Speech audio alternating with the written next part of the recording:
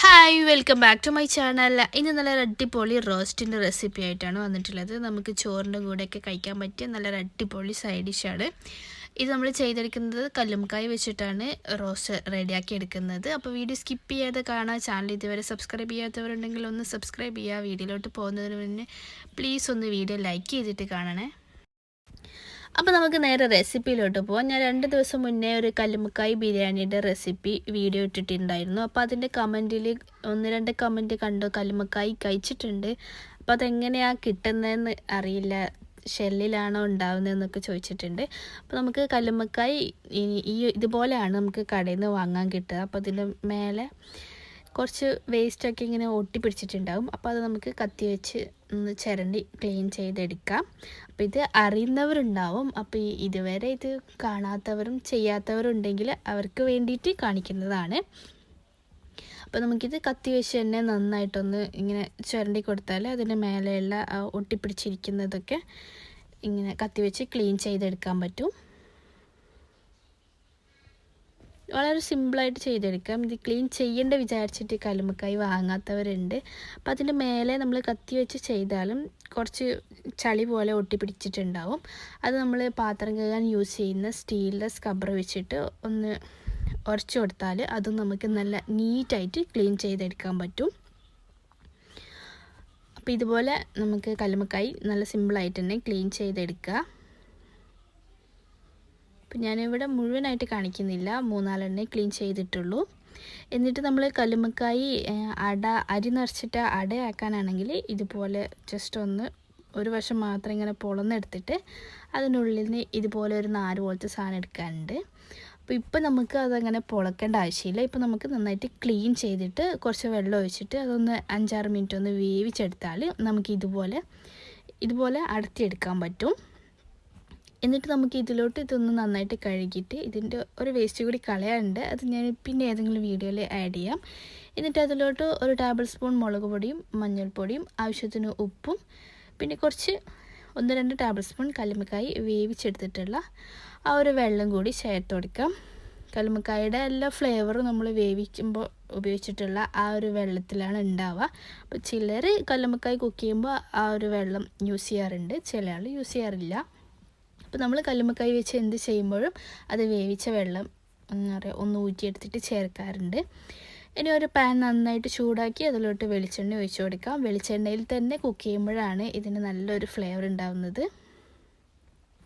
അപ്പോൾ ഈ വെളിച്ചെണ്ണ നന്നായിട്ടൊന്ന് ചൂടായി വന്നിട്ടാകുമ്പോൾ നമ്മൾ മാരിനേറ്റ് ചെയ്ത് വെച്ചിട്ടുള്ള കല്ലുമ്മക്കായ് ഇതിലോട്ട് ചേർത്ത് കൊടുക്കാം. കൂടി തന്നെ ഒരു 2-3 ടേബിൾ സ്പൂൺ വെള്ളം കൂടി ചേർത്ത് കൊടുക്കുന്നുണ്ട്. ഞാൻ ഇതിൽ ചേർക്കുന്ന വെള്ളമൊക്കെ കല്ലുമ്മക്കായ് വേവിച്ച ആ ഒരു വെള്ളം തന്നെയാണ് ഞാൻ ചേർക്കുന്നത്. അപ്പം നിങ്ങൾക്കത് വേണ്ടാന്നുണ്ടെങ്കിൽ സാധാ നോർമൽ വെള്ളം ചേർത്ത് കൊടുത്താൽ മതി. എന്നിട്ട് ഇത് നന്നായിട്ട് മിക്സ് ചെയ്തിട്ട് നമുക്കിതൊന്ന് ജസ്റ്റ് കുക്ക് ചെയ്ത് ഒന്ന് ഫ്രൈ ആക്കി എടുക്കണം.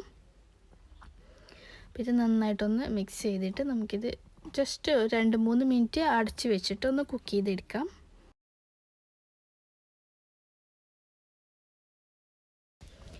അങ്ങനെ കല്ലുമ്മക്കായ് നന്നായിട്ട് റോസ്റ്റ് ചെയ്തെടുത്തിട്ടുണ്ട്. ഇത് ഇങ്ങനെ തന്നെ ചോറിൻ്റെ കൂടെ കഴിക്കാനും നല്ല ടേസ്റ്റാണ്. നമ്മൾ ഇടയ്ക്കിടയ്ക്ക് ഇങ്ങനെയാണ് കഴിക്കാറുള്ളത്.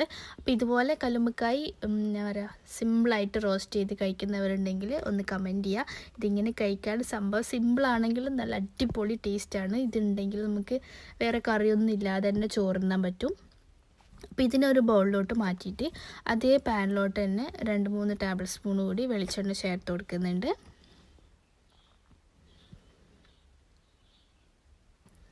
ഇനി ഇതിലോട്ട് 2-3 അല്ലി വെളുത്തുള്ളിയും ഒരു ചെറിയ പീസ് ഇഞ്ചിയും ചതച്ചത് ചേർത്ത് കൊടുക്കാം. പിന്നെ 1-2 പച്ചമുളക് ചെറുതായിട്ട് കട്ട് ചെയ്തത് കൂടി ചേർത്ത് കൊടുക്കാം. എന്നിട്ട് ജസ്റ്റ് ഒന്ന് നന്നായിട്ട് മൂപ്പിച്ചെടുക്കാം. ഇനി ഇതിലോട്ട് ഒരു മീഡിയം സൈസ് സവാള നൈസായിട്ട് നേരിയതായിട്ട് കട്ട് ചെയ്തത് ചേർത്ത് കൊടുക്കാം. എന്നിട്ട് അതും നന്നായിട്ടൊന്ന് വഴറ്റിയെടുക്കുക. സവാള നല്ല സോഫ്റ്റ് ആകുന്നത് വരെ വഴറ്റിയെടുക്കണം.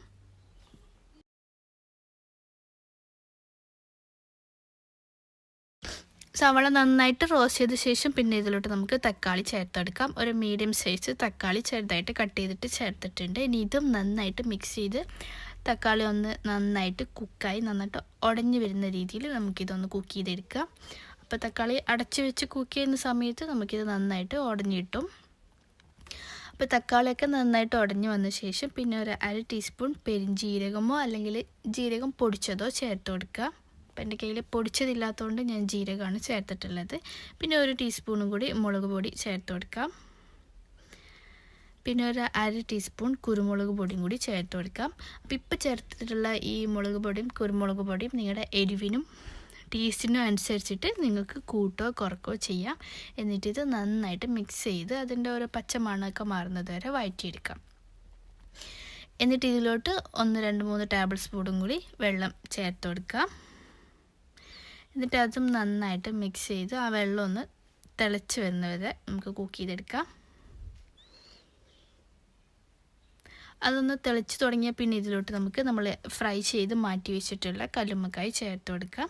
എന്നിട്ട് നന്നായിട്ടൊന്ന് മിക്സ് ചെയ്ത് യോജിപ്പിച്ചെടുക്കാം.